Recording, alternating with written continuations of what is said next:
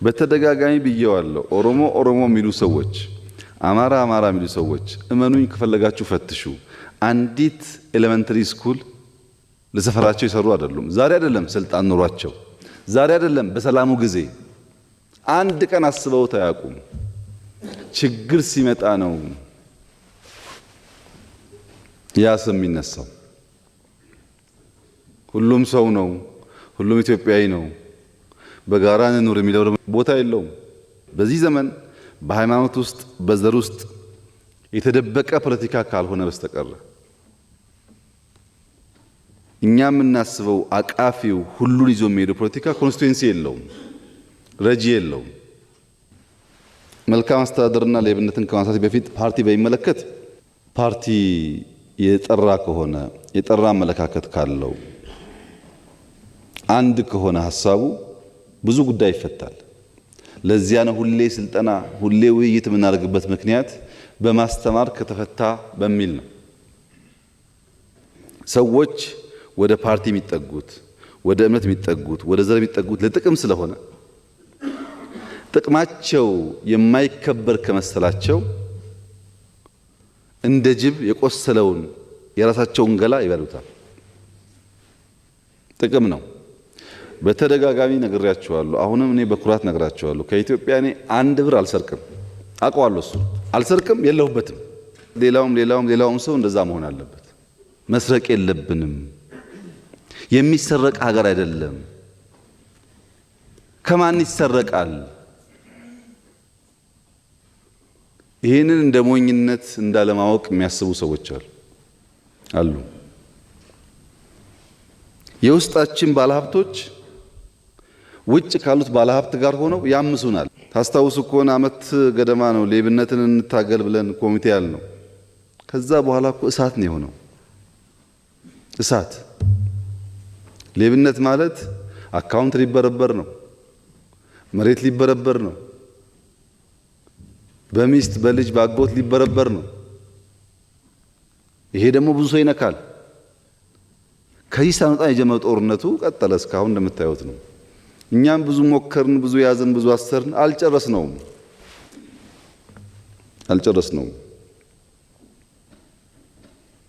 አሁን ቴድሮስ ይባላል በፎቶ። ጎንደር ብትሄዱ በጣም ብዙ መኪና ላይ ፎቶ አለ። ማን ገደለው? ምን እንግሊዝ መቼም አማርኛ ይናገር መቼም እንግሊዝ እንዲህ በርብሮ ቤቱ አያቅ። ይሄው ዛሬ እንኳን ሽፍታ መያዝ ተቸግረን የለ እንዴ? ህዝቡ እየደበቀ ቴድሮስን ወገኑ ቤተሰቡ ቢደብቀው ኖሮ እንዴት አድርጎ እንግሊዝ ያገኘው ነበር? ማን ገደለው?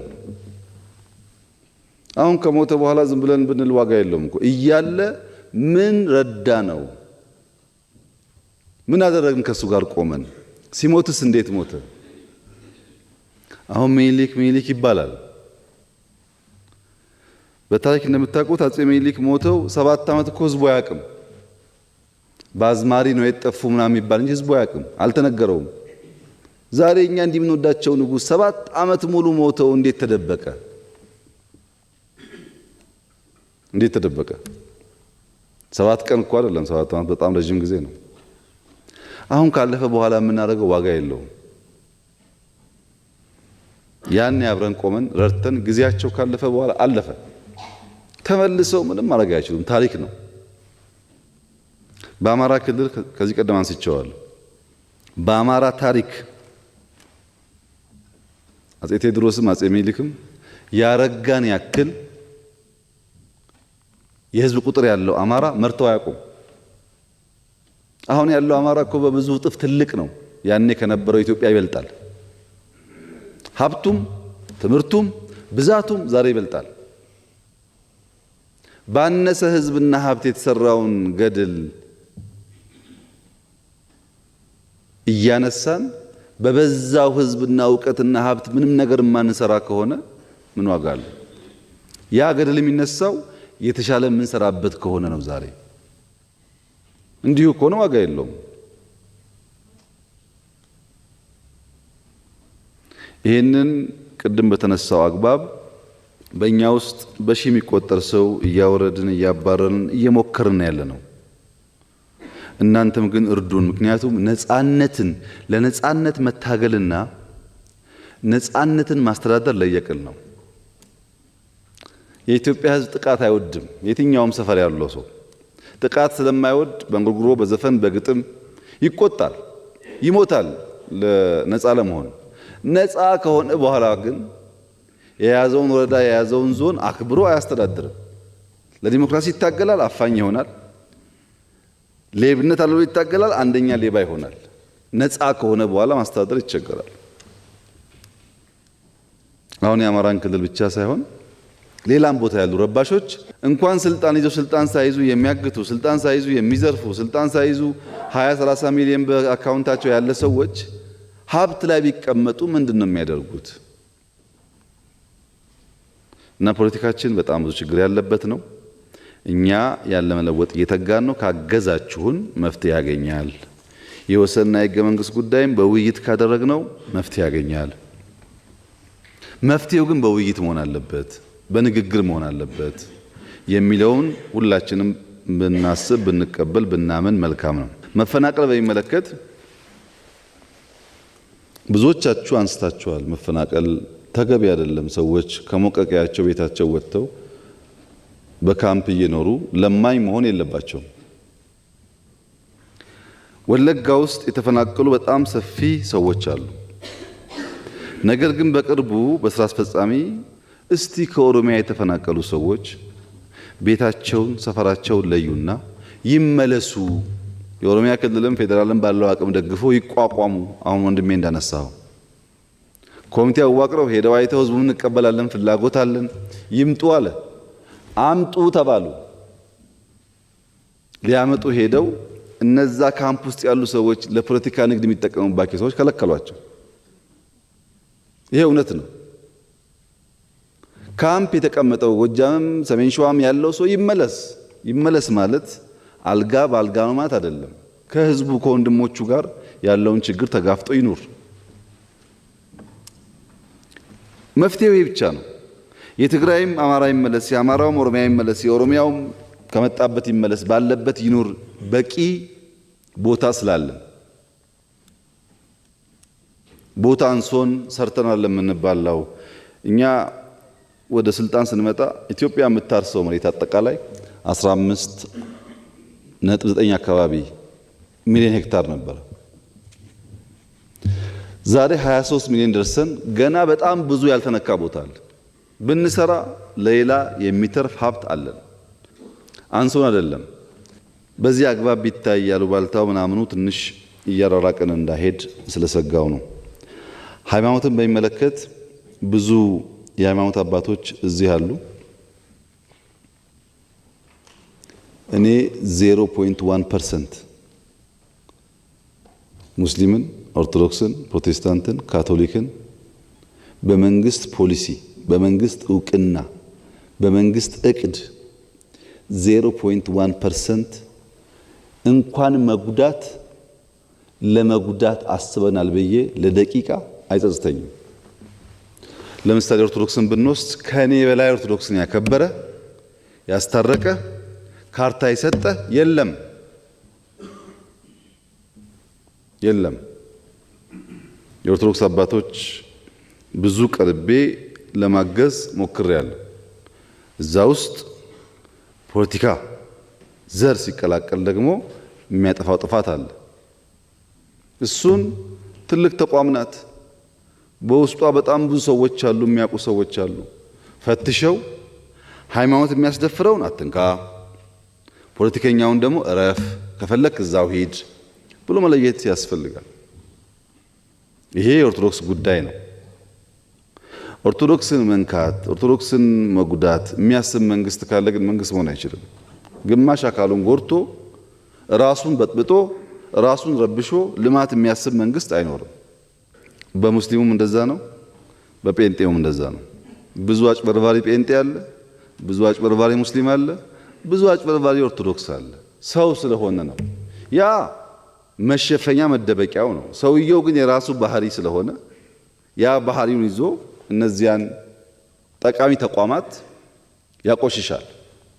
እሱን ለይቶ ማስተካከል የሃይማኖት አባቶች ጉዳይ ይሆናል። በዚህ ጉዳይ ብዙ የሚያውቁ የተመራመሩ ጥበበኛ ሰዎች በውስጣቸው ስላሉ መፈተሽ አይቸገሩም።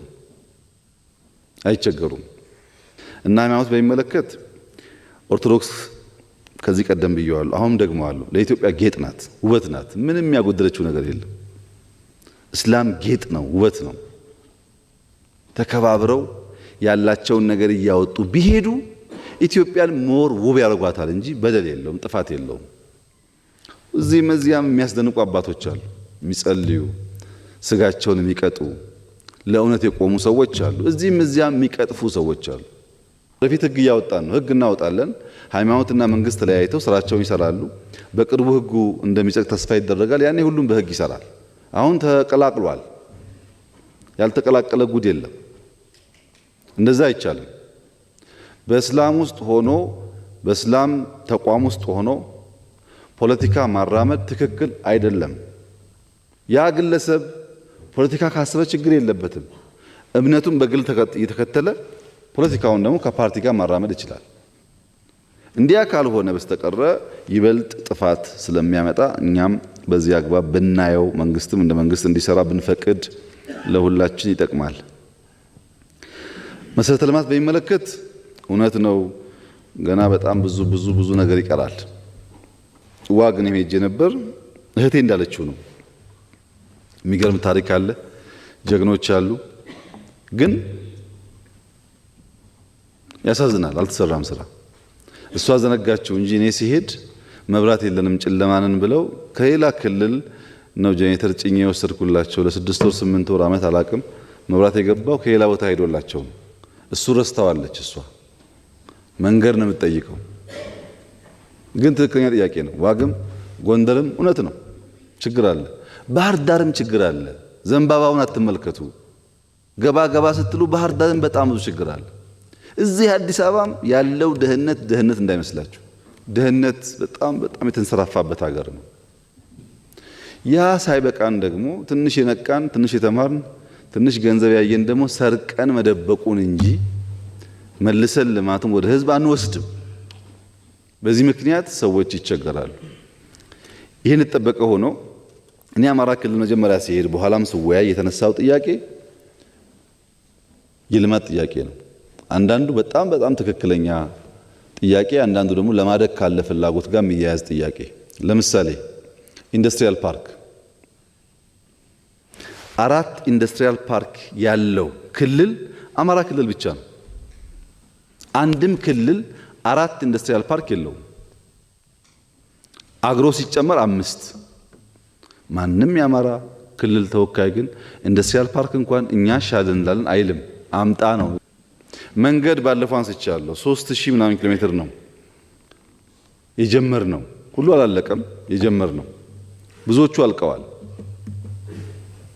ግን የነበርንበትን ጦርነት አትዘንጉት፣ ኮሮና አትዘንጉት፣ አሁን ያለውን መተራመስ አትዘንጉት። ይሄ ሁሉ ገንዘብ ስለሚወስድ ጊዜ ስለሚወስድ መተን መንገድ የምናይበትን ጊዜ ስለምንዋጋበት የሚበላሹ ጉዳዮች ይኖራሉ፣ የሚቀሩ ጉዳዮች ይኖራሉ። ለነገሩ ሰርተንስ መቼ ታየ ብላችሁ ነው? ጎርጎራ እኮ ኢትዮጵያ ውስጥ የለም። ጎርጎራ እኮ ራሱ ፋሲል ነው። መቼም ልጆቻችሁ እንደሚናገሩ አውቃለሁ። ጎርጎራ ፋሲል ሆኖ ሲሰራ ምን ዋጋ አለው? ጎንደር እኮ ነው የተሰራው ያለው ኦሮሞ አይደለም። ጎንደር እኮ ነው የተሰራው የሚል ሹክቻ ሲመጣ ባለስልጣናት የሚሰራውን ሰውዬ እየጠሩ ማራከስ ሲጀምሩ ገንዘብ ስላጣን ይሄ ነገር ችግር እንዳያመጣብን ብለን ራሱን ለምነን የጎንደርን ሪፕሊካ የሚመስለውን ነገር ባህር ዳር ላይ ስራል ነው። ምክንያቱም ጎንደርና ባህር ዳር አንድና ያው ናቸው። ምን ልዩነት የለውም። አሁን ጎርጎራ እንዳያልቅ እየያዘ ያለው ማን ነው? ከጎርጎራ በላይ በጀት የተሰጠው አቴንሽን የተሰጠው እኮ የለም። ማን ነው ዕቃ ከፖርት እንዳይሄድ እየከለከለ ያለው? ያለቀ ስራ እኮ ነው ሳይመረቅ ቆሞ ያለው። ያ ጎርጎራን ብዙ ደክመንበት ስለሆነ የተሰራው 15 ጊዜ ሄጄ አይቼዋለሁ። እንዲያልቅ ስለምፈልግ ማንም ሰው ጎርጎራ ሄዶ ጣናን አይቶ ያ መልክዓ ምድር አይቶ አለማድነቅ አይችልም። አስደማሚ ቦታ ነው። ግን እናንተ ካላከበራችሁት፣ እናንተ ካላደነቃችሁት ቱሪስት አይመጣላችሁም።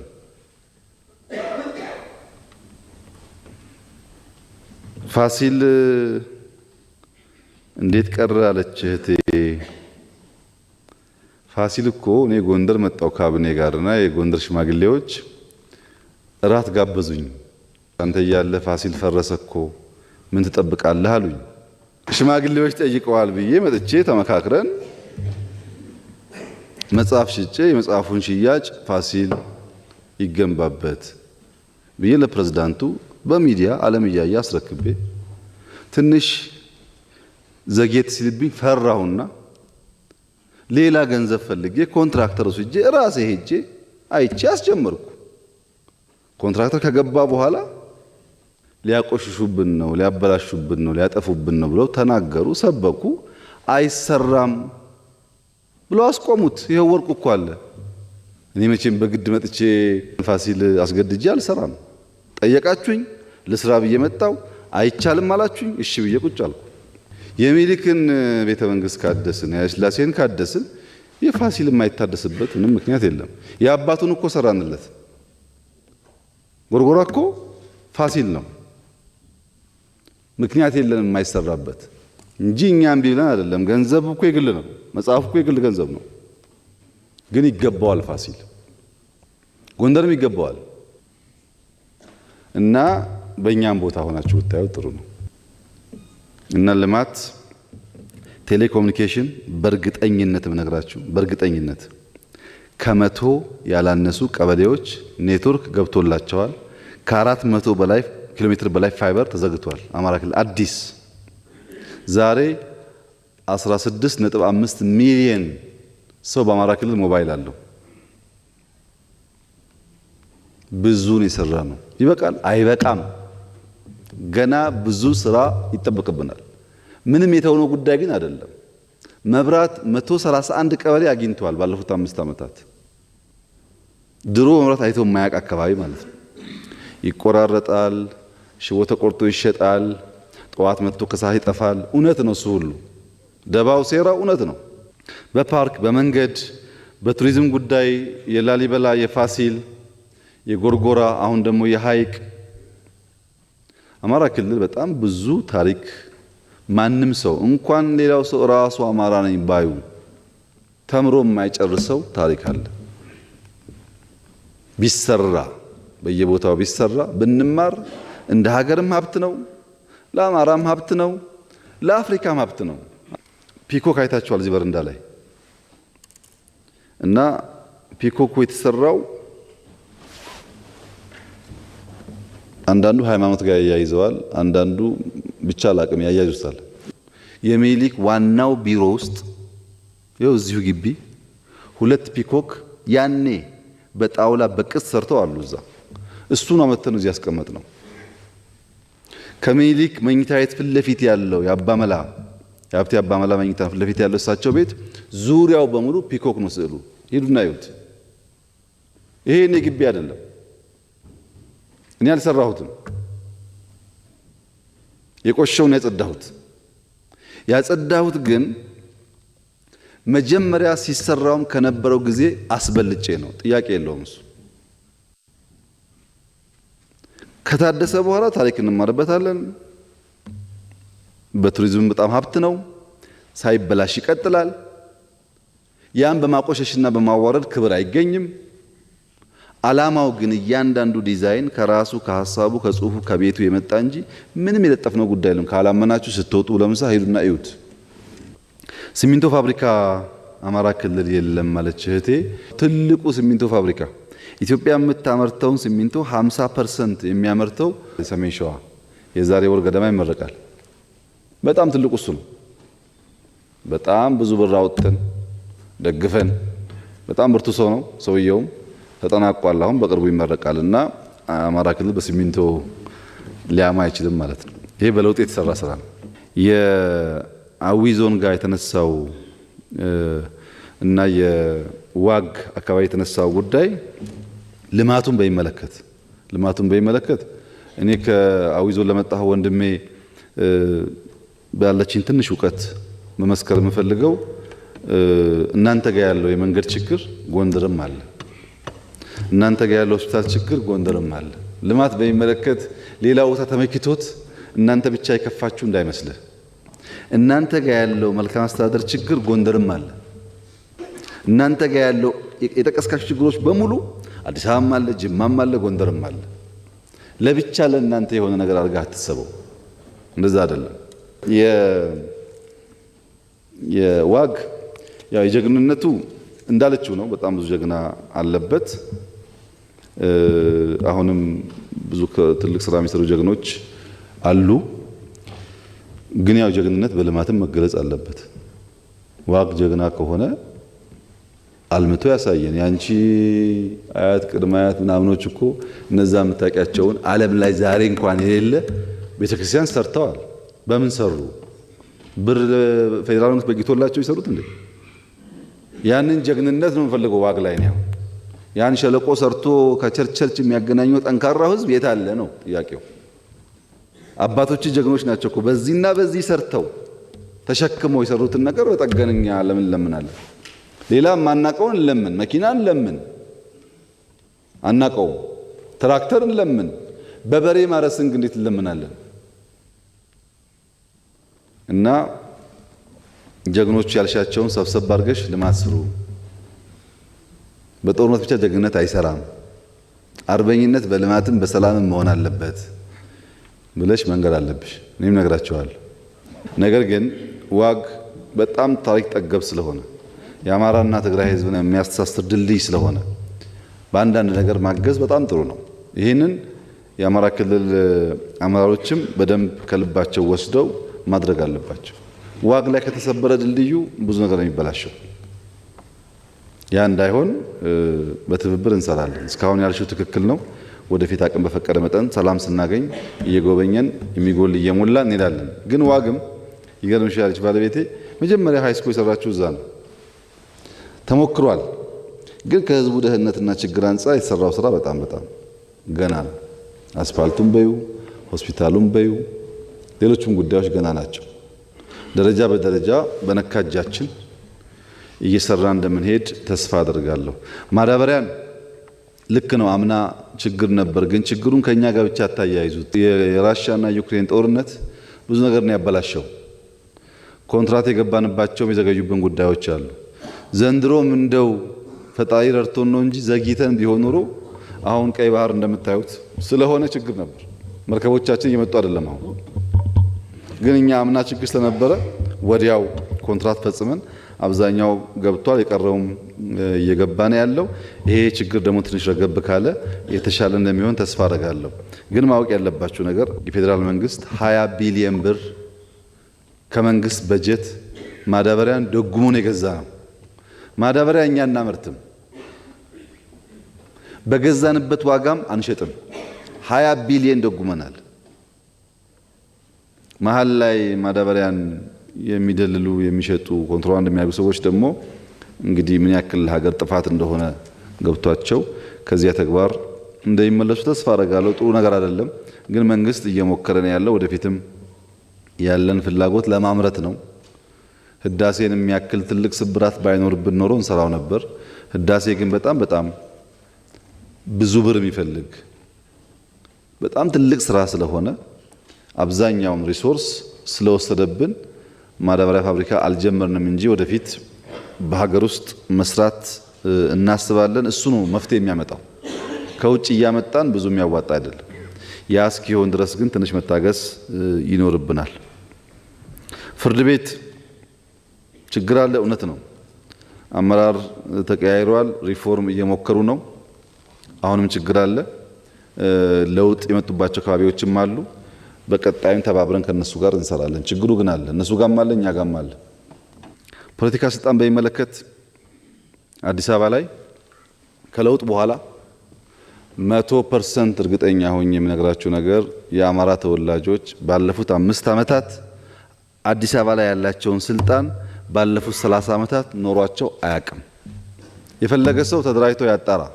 ድሮ የነበረው ስልጣን 25% ኦፒዲዮ፣ 25% ብአዴን፣ 25% ቲፒኤልኤፍ፣ 25% ደህዴን ነበረ።